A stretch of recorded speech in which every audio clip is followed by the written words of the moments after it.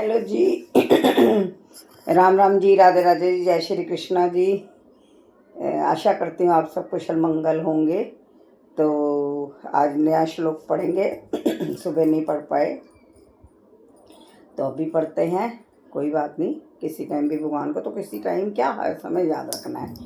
तो आपको हाथ जोड़ के जय श्री कृष्णा बोलती हूँ, आप लोग भी बोला करें और थोड़ा बताया करें कि अच्छा था, क्या पढ़ा, क्या मैंने आपको कैसा लगा। तो चलिए श्लोक शुरू करते हैं। निराशेत्य चित्तात्मा त्यक्तौ सर्वपरिग्रह शरीरम केवलम कर्म कुर्वा न पनोति कि लिम्शम। ऐसा ज्ञानी पुरुष पूर्ण रूप से संयमित मन तथा बुद्धि से कार्य करता है, अपनी संपत्ति के सारे सामर्थ्य को त्याग देता है और केवल शरीर निर्वाह के लिए कर्म करता है। इस तरह कार्य करता हुआ वह पाप रूपी फलों से प्रभावित नहीं होता।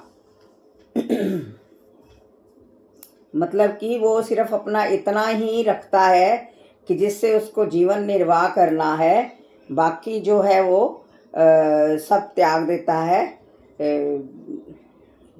क्योंकि जितना आप जोड़ेंगे उतना आपका जो है ना उसमें मन विचलित रहता है। कृष्ण भावना भावित व्यक्ति कर्म करते समय कभी भी शुभ या शुभ फल की आशा नहीं रखता, जैसे कि हमने पिछले श्लोक में भी पढ़ा। उसके मन तथा बुद्धि पूर्णतः वश में होते हैं। वह जानता है कि वह परमेश्वर का भिन्न अंश है। हम सब उसके अंश हैं, इसलिए कहते हैं ना घटघटवासी अंतर्यामी। हर एक के अंदर हम उसी के अंश ही हैं। तो अतः अंश रूप में उसके द्वारा संपन्न कोई भी कर्म उसका ना होकर उसके माध्यम से परमेश्वर द्वारा संपन्न हुआ होता है। जब हाथ ही हिलता है तो यह स्वेच्छा से नहीं हिलता, अपितु सारे शरीर की चेष्टा से हिलता है। कृष्ण भावना अमृत तो इंद्रियों को ऑर्डर मिला कि हाथ हिलाओ तो तब हिला, अपनी मर्जी से नहीं हिला। कृष्ण भावना भावित व्यक्ति भगवत इष्टा का अनुगामी होता है, क्योंकि उसकी निजी इंद्रिय तृप्ति की कोई कामना नहीं होती। वह यंत्र के एक पुर्जे की भांति हिलता डुलता है। जिस प्रकार रख रखाव के लिए पुर्जे को तेल और सफाई की आवश्यकता होती है, उसी प्रकार कृष्ण भावना भावित व्यक्ति कर्म के द्वारा अपना निर्वाह करता रहता है, जिससे वह भगवान की दिव्य प्रेम भक्ति करने के लिए ठीक बना रहे। क्योंकि कुछ भी हम आध्यात्मिक रास्ते पर चलेंगे तो हमें अपने शरीर का भी ध्यान रखना पड़ेगा। अतः वह अपने प्रयासों के फलों के प्रति निश्चेत रहता है। पशु के समान ही उसका अपने शरीर पर कोई अधिकार नहीं होता।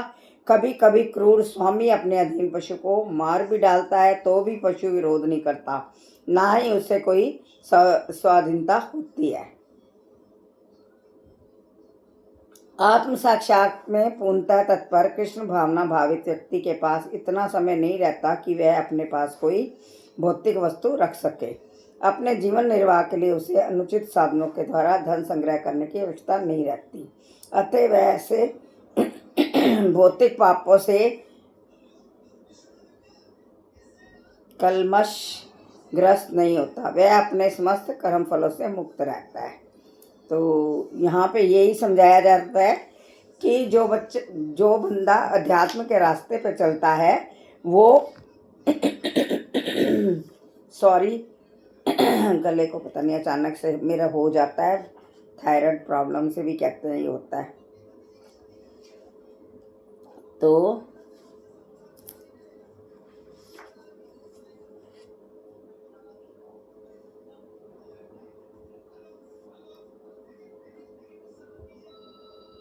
यही रहता कि जो आध्यात्मिक रास्ते पे चलता है उसका मतलब जो है